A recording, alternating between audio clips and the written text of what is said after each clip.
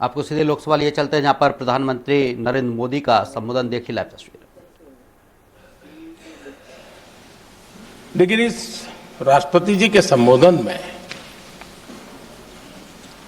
अगर हम बारीकी इसको अध्ययन करेंगे तो ये साफ नजर आता है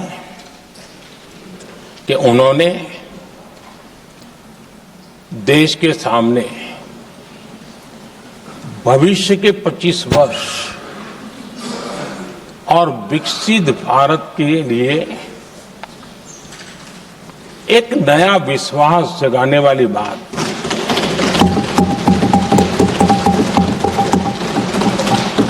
एक प्रकार से आदरणीय राष्ट्रपति जी का ये उद्बोधन विकसित भारत के संकल्प को मजबूती देने वाला है, नया विश्वास पैदा करने वाला है और जन सामान्य को प्रेरित करने वाला है। आदरणीय सभापति जी, सारे अध्ययन बार बार ये कह चुके हैं कि गत 10 वर्ष में देश की जनता ने हमें सेवा करने का मौका दिया। 25 करोड़ देशवासी गरीबी को परास्त करके गरीबी से बाहर निकले।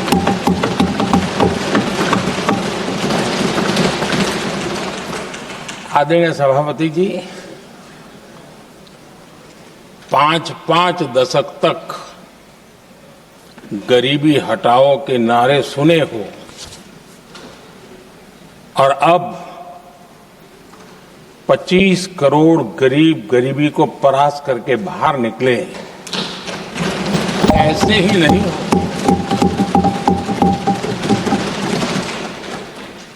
योजनाबद्ध तरीके से, समर्पित भाव से, अपनेपन की पूरी संवेदनशीलता के साथ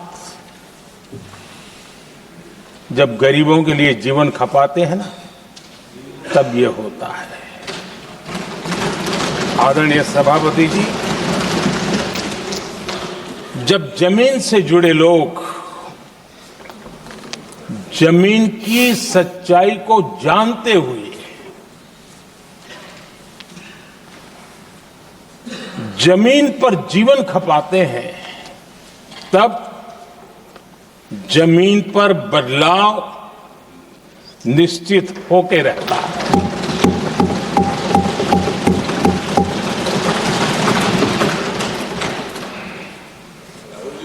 आदरणीय सभापति जी, हमने गरीब को झूठे नारे नहीं, हमने सच्चा विकास दिया।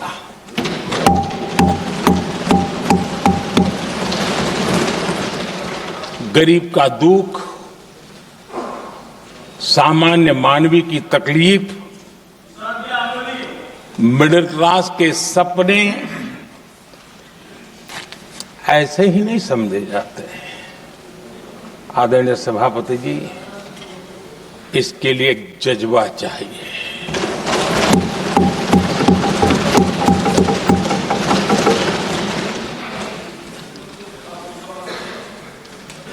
और मुझे दुख के साथ कहना है कि कुछ लोगों में ये है ही नहीं।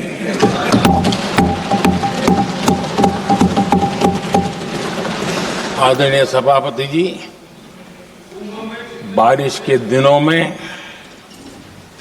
कच्ची छत, फुसकी, प्लास्टिक की चादर वाली छत,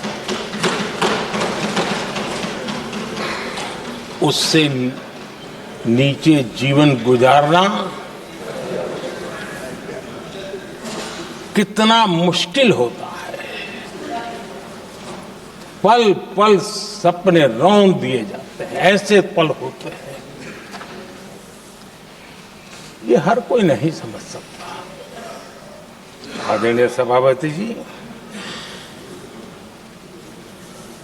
अब तक गरीबों को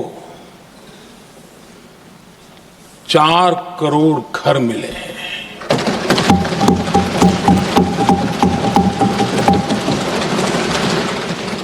जिसने उस जिंदगी को जिया है ना, उसे समझ होती है कि पक्की छत वाला घर मिलने का मतलब क्या होगा। आदरणीय सभापति जी, एक महिला जब खुले में शौच जाने के लिए मजबूर हो जाती है, वो या तो सूर्योदय के पहले या सूर्यास्त के बाद, कठिनाइयों के झेलने के बाद इस छोटा सा अपना नित्य कर्म करने के लिए निकल सकती है। तब उसे क्या तकलीफ होती थी, ऐसे लोग समझ नहीं सकते। आदरणीय सभापति जी, हमने 12 करोड़ से ज्यादा शौचालय बनाकर बहनों बेटियों की मुश्किलें दूर की।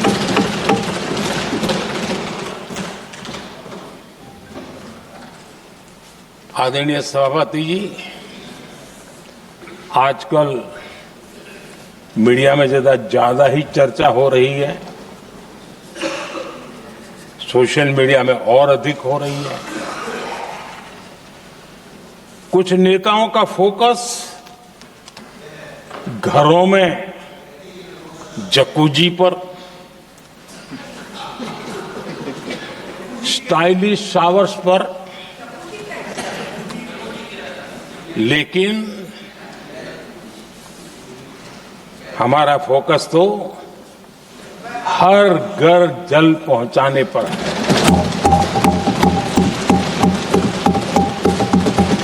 आजादी के 75 साल के बाद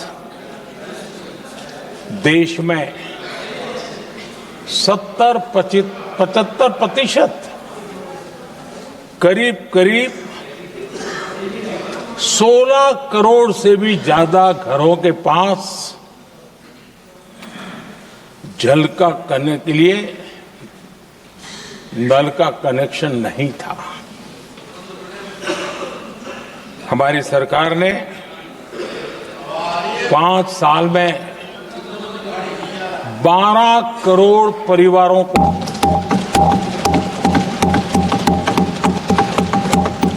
घरों में नल से जल देने का काम किया है और काम तेजी से आगे भी बढ़ रहा है। आदरणीय सभापति जी, हमने गरीबों के लिए इतना काम किया और इसके कारण आदरणीय राष्ट्रपति जी ने अपने अभिभाषण में इसका विस्तार से वर्णन किया है। जो लोग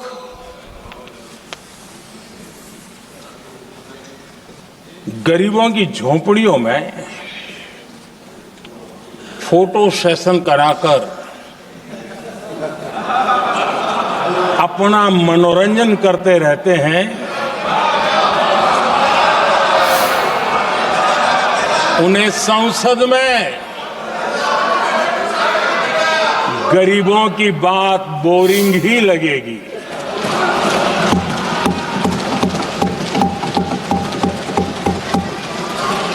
आदरणीय सभापति जी, मैं उनका गुस्सा समझ सकता हूं।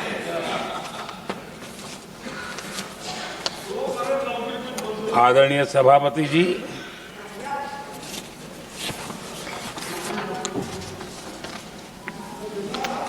समस्या की पहचान करना एक बात है, लेकिन अगर जिम्मेवारी है तो समस्या की पहचान कर करके छूट नहीं सकते। उसके समाधान के लिए समर्पित भाव से प्रयास करना होता है। हमने देखा है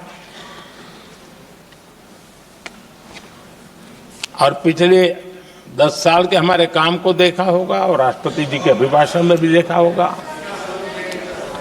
हमारा प्रयास समस्या की समाधान का रहता है और हम समर्पित भाव से प्रयास करते हैं। आदरणीय सभापति जी, हमारे देश में एक प्रधानमंत्री हुआ करते थे।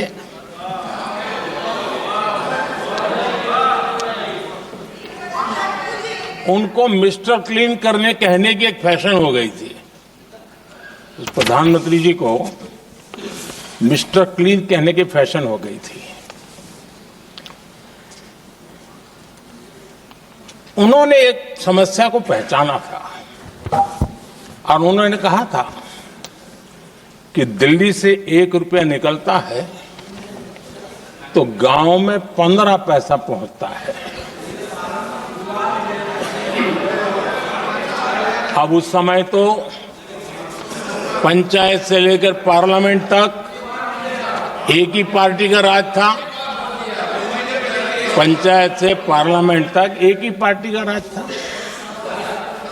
और उस समय उन्होंने सार्वजनिक रूप से कहा था कि 1 रुपया निकलता है 15 पैसा पहुंचता है।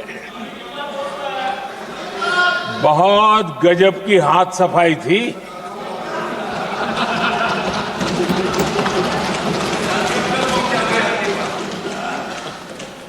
पंद्रह पैसा किसके पास जाता था, ये देश का सामान्य मानवी भी आसानी से समझ सकता है।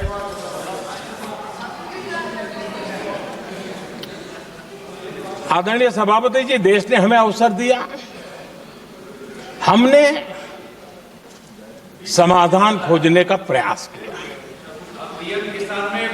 हमारा मॉडल है बचत भी विकास भी। जनता का पैसा जनता के लिए। हमने जनधन, आधार, मोबाइल की जेम ट्रिनिटी बनाई और डीबीटी से डायरेक्ट बेनिफिट ट्रांसफर ये देना शुरू किया। आदरणीय सभापति जी, हमारे कार्यकाल में हमने 40 लाख करोड़ रुपया सीधा जनता जनार्दन के खाते में जमा किया। आदरणीय सभापति जी, इस देश का दुर्भाग्य देखिए, सरकारें कैसी चलाई गई, किसके लिए चलाई गई। माननीय सदस्य, मैं सबसे आपसे आग्रह कर रहा हूं, आप सदन की गरिमा बनाए रखें। बैठे बैठे कोई माननीय सदस्य टिप्पणी नहीं करे, उचित नहीं है, ये गलत तरीका है आपका। ये सदन की मर्यादा नहीं है आपकी। आप प्रोटेक्ट करना चाहते हो उनको इस तरीके से, गलत तरीका, ये गलत तरीका है। आप बैठे बैठे टिप्पणी करना चाहते हैं।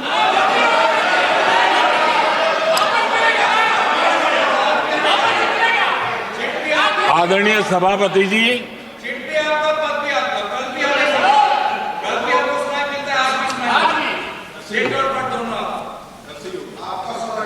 जब ज्यादा बुखार चढ़ जाता है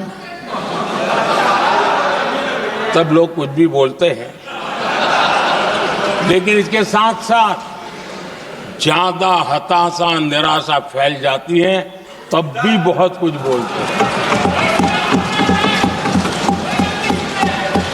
आदरणीय सभापति जी, जिनका जन्म नहीं हुआ था, जो भारत की इस धरती पर अवतरित नहीं हुए थे, ऐसे 10 करोड़ फर्जी लोग सरकारी खजाने से अलग अलग योजनाओं का फायदा ले रहे थे। आदरणीय सभापति जी, सही को अन्याय न हो इसलिए राजनीतिक फायदा नुकसान की परवाह किए बिना हमने इन 10 करोड़ फर्जी नामों को हटाया और असली लाभार्थियों को खोज खोज करके उन तक मदद पहुंचाने का अभियान चलाया। आदरणीय सभापति जी, ये 10 करोड़ फर्जी लोग जब हटे और भिन्न भिन्न योजनाओं का हिसाब लगाएं तो करीब करीब 3 लाख करोड़ रुपया गलत हाथों से जाने से बच गए। मैं हाथ किसका था ये नहीं कह रहा हूं, गलत हाथों से। आदरणीय सभापति जी,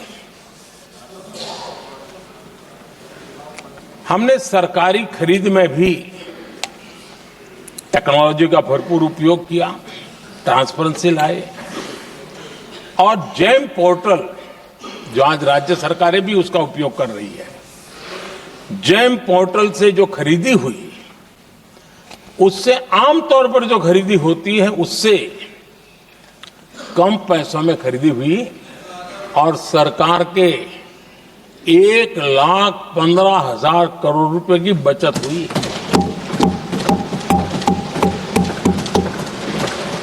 आदरणीय सभापति जी, हमारी स्वच्छता अभियान का बहुत मजाक उड़ाया गया, ऐसा जैसे हमने कोई पाप कर दिया, कोई गलती कर दी, न जाने क्या क्या कहा जाता था। लेकिन आज मुझे संतोष से कहना है कि इन सफाई के कारण हाल के वर्षों में सिर्फ सरकारी दफ्तरों से जो कबाड़ बेचा गया ना, उसमें 2,300 करोड़ रुपया सरकार को मिले हैं। महात्मा गांधी ट्रस्टीशिप के सिद्धांत की बात करते थे। वो कहते थे कि हम ट्रस्टी हैं, ये संपत्ति जनता जनार्दन की है और इसलिए हम पाई पाई को एक ट्रस्टीशिप के सिद्धांत के आधार पर बचाने की और सही जगह पर उपयोग करने का प्रयास करते हैं। और तब जाकर के स्वच्छता अभियान से कबाड़ बेचकर 2,300 करोड़ रुपया देश की सरकार के खजाने में आ रहा है।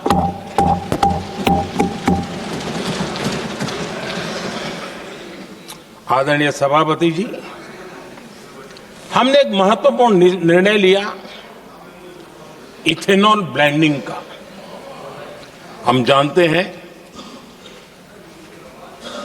हम एनर्जी इंडिपेंडेंट नहीं है, हमें बाहर से लाना पड़ता है। जब इथेनॉल ब्लेंडिंग किया और हमारे पेट्रोल डीजल की आय कम हुई, उस एक निर्णय से 1 लाख करोड़ रुपए का फर्क पड़ा है और ये पैसे करीब करीब 1 लाख करोड़ रुपया किसानों की जेब में गया है।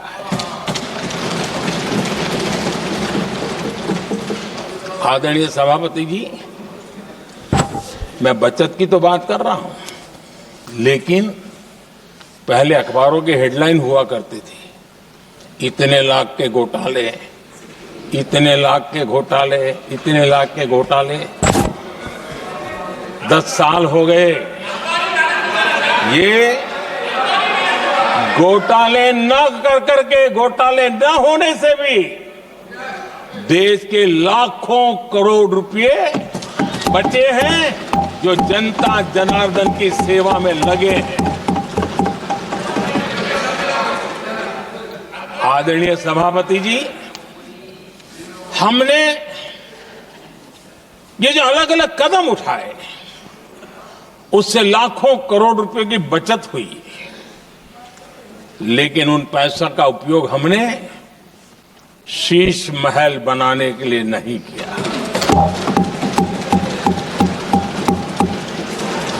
इसका उपयोग हमने देश बनाने के लिए किया है। इंफ्रास्ट्रक्चर का बजट 10 साल पहले 1,80,000 करोड़ था, हमारे आने से पहले। आदरणीय सभापति जी, आज 11 लाख करोड़ रुपया इंफ्रास्ट्रक्चर का बजट, और इसलिए राष्ट्रपति जी ने भारत की नींव कैसी मजबूत हो रही है इसका वर्णन इसमें किया है। रोड हो, हाईवे हो, रेलवे हो, ग्राम सड़क हो, इन सभी कामों के लिए विकास की एक मजबूत नींव रखी गई है। आदरणीय सभापति जी, सरकारी खजाने में बचत हुई वो तो एक बात है, और वो करना भी चाहिए, जैसा मैंने ट्रस्टीशिप की बात कही। लेकिन हमने इस बात पर भी ध्यान रखा है कि जन सामान्य के उनको भी बचत का लाभ मिलना चाहिए। योजनाएं ऐसी हो ताकि जनता को भी बचत हो। और आपने देखा होगा आयुष्मान भारत योजना, बीमारी के कारण सामान्य मानवी को जो खर्च होता था, अब तक जिन लोगों ने इसका बेनिफिट लिया है, उसी के हिसाब से मैं कहता हूं कि करीब करीब देशवासियों का आयुष्मान योजना का बेनिफिट लेते के कारण जो खर्चा उनको अपने जेब से करना पड़ता, वैसे 1,20,000 करोड़ रुपया जनता जनार्दन के बचे हैं।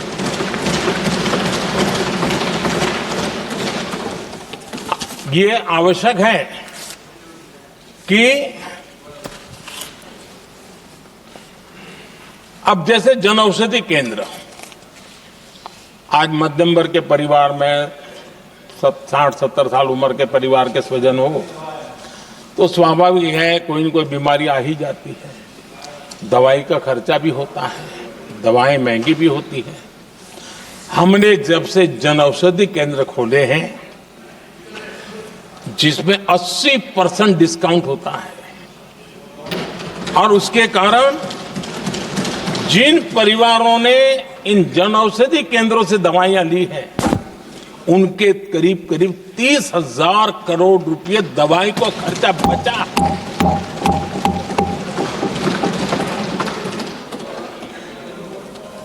आदरणीय अध्यक्ष जी, यूनिसेफ का भी अनुमान है, उनका कहना है कि जिसके घर में स्वच्छता और टॉयलेट बना, उन्होंने इसका बड़ा सर्वे किया था, उस परिवार को करीब करीब साल भर में 70,000 रुपए की बचत हुई है। स्वच्छता अभियान कहो, टॉयलेट बनाने का काम कहो, शुद्ध जल पहुंचाने का काम करो, कितना बड़ा फायदा हमारे सामान्य परिवार को हो रहा है। आदरणीय अध्यक्ष जी, नल से जल, मैंने प्रारंभ में उसका उल्लेख किया। WHO की एक रिपोर्ट आई है। WHO का कहना है कि नल से जल शुद्ध पानी मिलने के कारण उन परिवारों में जो अन्य बीमारियों के खर्चे होते थे, औसत 40,000 रुपया परिवार का बचा है।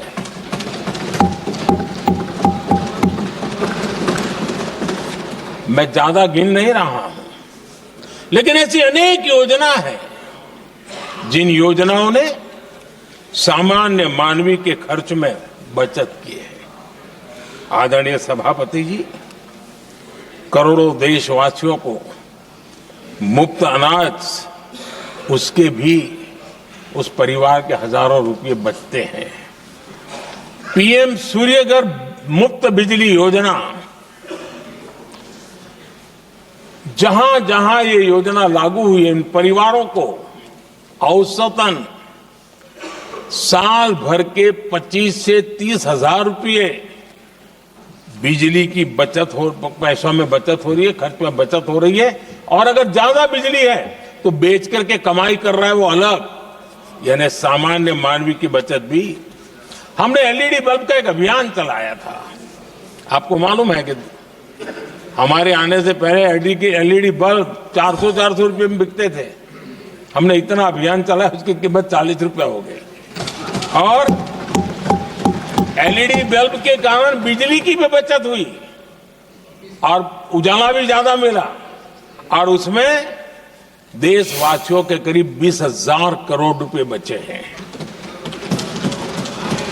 आदरणीय सभापति जी, जिन किसानों ने सॉइल हेल्थ कार्ड का वैज्ञानिक तरीके से उपयोग किया है, उनको बहुत फायदा हुआ है। और ऐसे किसानों को प्रति एकड़ 30,000 रुपये की बचत हुई है। आदरणीय अध्यक्ष जी, बीते 10 साल में इनकम टैक्स को कम करके भी हमने मिडिल क्लास की बचत को बढ़ाने का काम किया है। आदरणीय अध्यक्ष जी, 2014 के पहले ऐसे बम गोले फेंके गए, बंदूक की ऐसी गोलियां चलाई गई कि देशवासियों का जीवन छलनी कर दिया गया था। हमने धीरे धीरे उन घावों को भरते भरते आगे बढ़े। 2 लाख करोड़ रुपया 2 लाख रुपया 2013-14 में 2 लाख रुपये, सिर्फ 2 लाख रुपये उस पर इनकम टैक्स माफी थी। और आज 12 लाख रुपये संपूर्ण रूप से इनकम टैक्स से मुक्ति। और हमने बीच के कालखंड में भी 14 में भी, 17 में भी, 19 में भी, 23 में भी हम लगातार ये करते आए, घाव भरते गए। और आज बैंडेज बाकी था, वो भी कर लिया। स्टैंडर्ड डिडक्शन, उसके अगर 75,000 जोड़ दें तो 1 अप्रैल के बाद देश में जो सैलरीड क्लास है उनके 13.25 लाख रुपए पर तक कोई इनकम टैक्स नहीं देना पड़ेगा।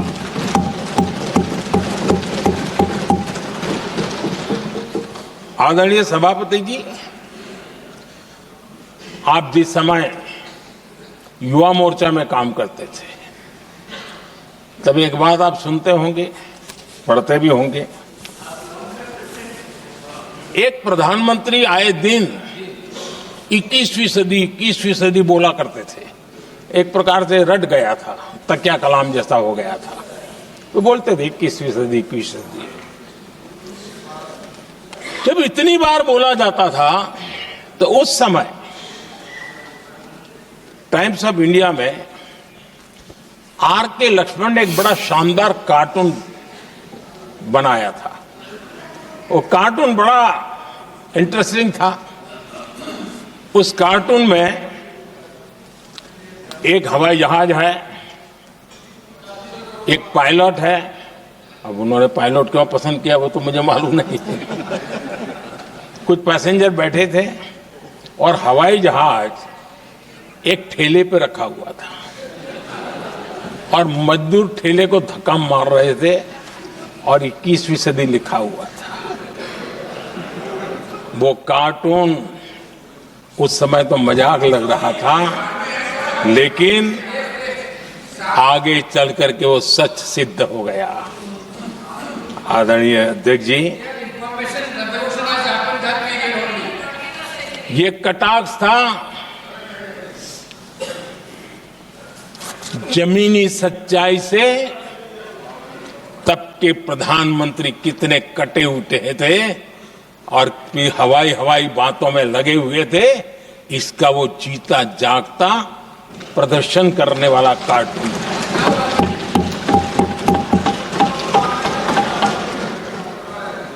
आदरणीय अध्यक्ष जी, जिन्होंने तब 21वीं सदी की बातें की थी, वो 20वीं सदी की जरूरतों को भी पूरा कर नहीं पाए थे। आदरणीय अध्यक्ष जी, आज जब मैं देखता हूं, पिछले 10 साल से सारे बीतों को बारीकी से देखने का अवसर मिला है, तो मुझे बड़ा दर्द होता है। हम 40-50 साल लेट हैं, जो काम 40-50 साल पहले हो जाने चाहिए थे। और इसलिए ये साल जब 2014 से देश की जनता ने हमको सेवा का अवसर दिया, हमने ज्यादा से ज्यादा युवाओं पर फोकस किया। हमें युवाओं की आकांक्षाओं पर बल दिया। हमने युवाओं के लिए ज्यादा अवसर बनाए। हमने कई क्षेत्रों को खोल दिया और जिसके कारण हम देख रहे हैं देश के युवा अपने सामर्थ्य का परचम लहरा रहे हैं। देश में हमने स्पेस सेक्टर को खोल दिया, डिफेंस सेक्टर को खोला, सेमीकंडक्टर मिशन लेकर के आए, इनोवेशन को बढ़ावा देने के लिए अनेक नई योजनाओं को हमने आकार दिया। स्टार्टअप इंडिया इकोसिस्टम पूरा डेवलप किया। और इस बजट में भी आदरणीय अध्यक्ष जी, एक बहुत महत्वपूर्ण निर्णय हुआ है। 12 लाख की आय पर इनकम टैक्स की माफी। ये समाचार इतना बड़ा बन गया कि बहुत सी महत्वपूर्ण चीजों पर अभी भी कुछ लोगों का ध्यान नहीं गया है। वो महत्वपूर्ण निर्णय हुआ है, हमने न्यूक्लियर एनर्जी सेक्टर को ओपन कर दिया और इसके दूरगामी सकारात्मक प्रभाव और परिणाम देश को देखने के लिए मिलने वाले हैं। आदरणीय अध्यक्ष जी, AI, 3D printing, robotics, virtual reality की चर्चा हम तो गेमिंग का भी महात्मा क्या होता है इसके लिए भी प्रयास करने वाले लोगों में से। मैंने देश के नौजवानों से कहा है कि दुनिया का गेमिंग क्रिएशन का, क्रिएटिविटी वर्ल्ड का कैपिटल भारत क्यों न बने। और मैं देख रहा हूं बहुत तेजी से हमारे लोग काम कर रहे हैं।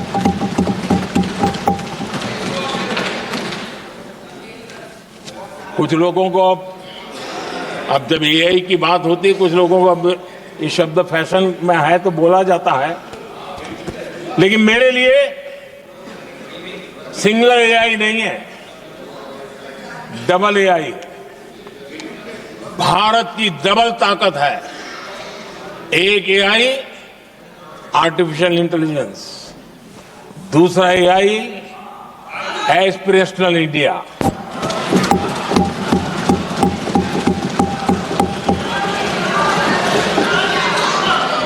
हमने स्कूलों में 10,000 टिंकरिंग लैब्स शुरू किए और आज उन टिंकरिंग लैब से निकले बच्चे रोबोटिक्स बना करके लोगों को चकित कर रहे हैं। और इस बजट में 50,000 नए टिंकरिंग लैब्स उसका प्रावधान किया गया। भारत वो देश है जिसके इंडिया एआई मिशन को लेकर के पूरी दुनिया बहुत आशावादी है और विश्व के एआई प्लेटफॉर्म में भारत की मौजूदगी एक महत्वपूर्ण स्थान प्राप्त कर चुकी है। आदरणीय अध्यक्ष जी, इस साल बजट में हमने डीप टेक के डोमेन को में इन्वेस्टमेंट की बात की है और डीप टेक मैं समझता हूं हमारे लिए तेज गति से आगे बढ़ने के लिए और 21वीं सदी पूरी तरह टेक्नोलॉजी ड्रिवन सेंचुरी है। ऐसे में हमारे लिए आवश्यक है कि भारत डीप टेक के क्षेत्र में बहुत तेजी से आगे बढ़े। आदरणीय अध्यक्ष जी, हम लगातार युवा भविष्य को ध्यान में रखते हुए काम कर रहे हैं, लेकिन कुछ दल हैं जो लगातार युवाओं के साथ धोखा कर रहे हैं, उन्हें धोखा दे रहे हैं। ये दल चुनाव के दरमियान ये भत्ता देंगे, वो भत्ता देंगे, वादा तो करते हैं लेकिन पूरा नहीं करते हैं। ये दल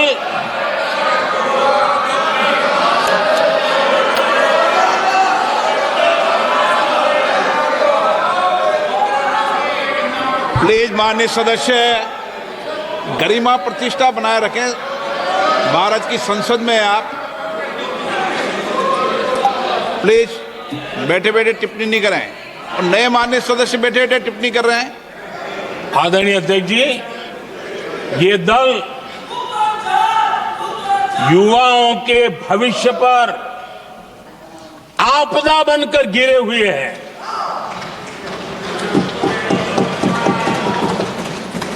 आदरणीय अध्यक्ष जी, हम कैसे काम करते हैं ये हरियाणा में अभी अभी देश ने देखा है। बिना खर्ची, बिना पर्ची नौकरी देने का वादा किया था। सरकार बनते ही नौकरी मिल गई नौजवानों को। हम जो कहते हैं उसी का परिणाम है। आदरणीय अध्यक्ष जी, हरियाणा में तीसरी बार भव्य विजय और हरियाणा में के इतिहास में तीसरी बार विजय, ये अपने आप में ऐतिहासिक घटना है। आदरणीय अध्यक्ष जी, महाराष्ट्र में भी ऐतिहासिक परिणाम, जनता जनार्दन के आशीर्वाद। महाराष्ट्र के इतिहास में सत्ता पक्ष के पास इतनी सीटें पहली बार, ये जनता जनार्दन के आशीर्वाद से हम करके आए हैं।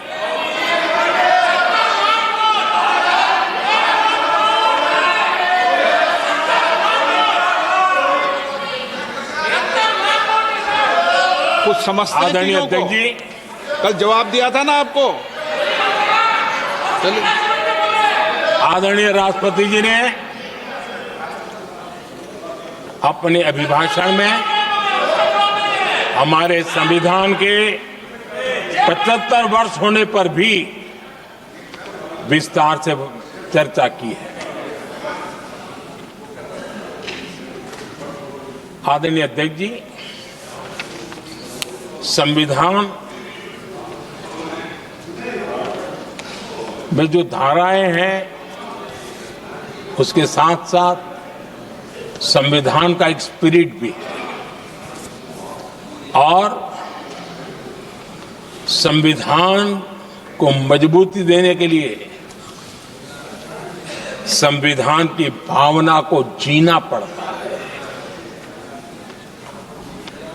और मैं आज उदाहरणों के साथ बताना चाहता हूं, हम वो लोग हैं जो संविधान को जीते हैं।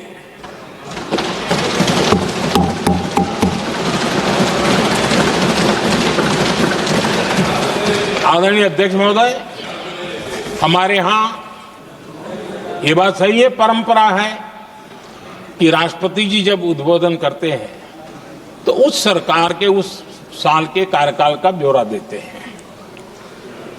उसी प्रकार से राज्यों में गवर्नर का जो उद्बोधन होता है सदन में, वो उस राज्य के कार्यकलापों का ब्यौरा देते हैं।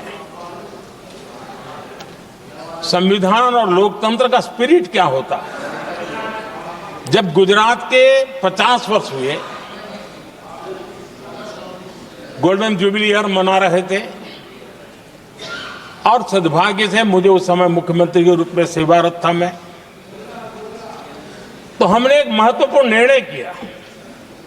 हमने किया इस गोल्डन जुबली ईयर में पिछले 50 वर्ष में सदन में जितने भी गवर्नर के भाषण हुए, मतलब उस समय की सरकारों का ही वाहवाही उसमें होती है, हमने कहा कि उन 50 साल में जितने भी गवर्नर के भाषण हुए हैं सबको ही एक पुस्तक के रूप में तैयार किया जाए, ग्रंथ बनाया जाए और आज सभी लाइब्रेरीज में वो ग्रंथ अवेलेबल है। मैं तो बीजेपी वाला था, गुजरात में तो ज्यादातर कांग्रेस की सरकारें रही थी, उन सरकारों के गवर्नर के भाषण थे, लेकिन उसको भी प्रसिद्ध कराने का काम भाजपा से बना एक मुख्यमंत्री कर रहा था। क्यों? हम संविधान को जीना जानते हैं, हम संविधान को समर्पित है, हम संविधान के स्पिरिट को समझते हैं। आदरणीय अध्यक्ष जी, आप जानते हैं 2014 में जब हम आए तब मान्य विपक्ष नहीं था, रिकॉग्नाइज्ड अपोजिशन पार्टी नहीं थी, उतने अंक भी लेकर के कोई नहीं आए थे। भारत के अनेक कानून ऐसे थे कि हमें पूरी स्वतंत्रता थी उस कानून के हिसाब से काम करने की। अनेक कमेटियां ऐसी थी जिसमें लिखा था लीडर्स ऑफ अपोजिशन उसमें आएंगे, लेकिन अपोजिशन था ही नहीं, रिकॉग्नाइज अपोजिशन नहीं था। ये हमारा संविधान जीने का स्वभाव था, ये हमारा संविधान का स्पिरिट था, ये हमारी लोकतंत्र की मर्यादाओं का पालन करने का इरादा था। हमने तय किया कि भले मान्य विपक्ष नहीं होगा, रिकॉग्नाइज अपोजिशन नहीं होगा, लेकिन जो सबसे बड़े दल का सब नेता है उसको मीटिंगों में बुलाएंगे। ये लोकतंत्र का स्पिरिट होता है, तब होता है।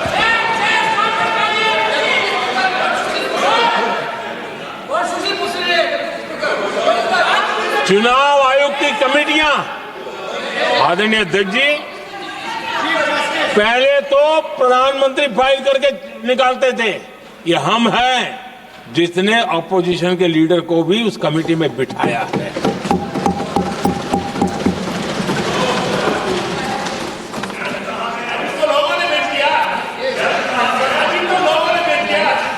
और हमने इसके लिए कानून भी बनाया और आज विधिवत रूप से इलेक्शन कमीशन बनेगा तो अपोजिशन लीडर भी उसके निर्णय की प्रक्रिया में हिस्सा होंगे। ये काम हम करते हैं और ये मैंने पहले ही कहा, हम इसलिए करते हैं कि हम संविधान को जीते हैं। आदरणीय अध्यक्ष जी, दिल्ली में आपको कई स्थान ऐसे मिलेंगे जहां कुछ परिवारों ने अपने म्यूजियम बना करके रखे हुए हैं।